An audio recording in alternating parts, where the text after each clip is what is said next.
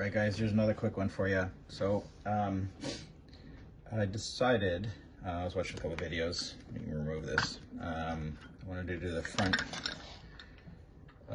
front shock mod on my Redcat Ascent Fusion, get a little more travel out of the front end. With this mod.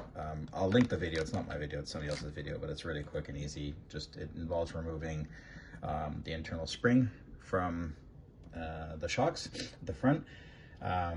Some people actually replace the outer springs with longer ones. I did not have them, but you know, 3D printers come to the rescue, and I decided to print this pair of these little model and print a pair of these little, you would call them, but the idea was that spring would it would dangle. It was 5 millimeters too short, really. It would just dangle on, come off the bottom. I didn't want to do that, so sort of a cup holding unit. It spaces down the spring, so it brings back the original tension. So anyway, did that mod. I do a bunch of other 3D printing, modeling and stuff like that, so you can find it on my Maker World account. I'll link to it in the description. I've also created this battery tray for a small 3S lipos. And you've probably seen my crazy videos of my NeoPixel LEDs, so I also have these guys, and the rear tail lights, you can see there. Sorry about the poor quality. Anyway, just a couple tips on this mod. I found that after I did the mod, oddly enough, it does change the geometry because, and by the way, I'll post pictures up here in a second, showing the differences or comparison between the previous travel and the new travel.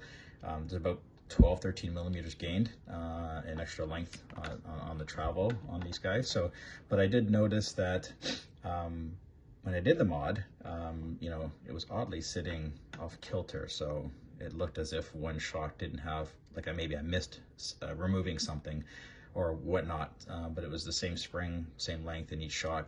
And it was off kilter like this, and then I realized it's the panhard, so you can barely see that inside here, but the panhard was pulling the entire front end over to the left side, which put it a little out of whack. So I had to, it's a linked panhard, so I had to remove it and add, I'd say about 4 millimeters or so. Unscrewed it 4 millimeters to push the front end back over to the left to bring it back in line. So and you could tell that the quickest way to check is when you've done the work, look at the shock towers. What I found was that this one was pretty much parallel to the carbon fiber body, and this one was way out, so it shifted it over, rebalanced it. Anyway, so yeah, so if you want to try that mod again, link is in the description. You can download these 3D print these little brackets, or whatever the hell you want to call them, spring holders or whatever. And I also put a slot on them so they're easy to take on and off. You don't have to take apart the shocks. I just printed these in PETG, which is probably fine for this purpose. There's not a lot of forces hitting on the spring, really. And oh, to note, it does not take away any travel, because the springs, with or without this, that's the maximum compression they would get. It doesn't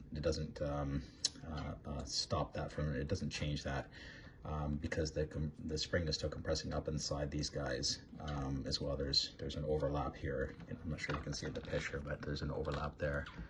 So anyway, I haven't tested this in the trails yet, but I imagine getting some more articulation out of that. I just wanted to get a bit more of the front end without overdoing it, because I don't like to cheat either. Anyway, thanks for watching, and see you on the trails. Ciao.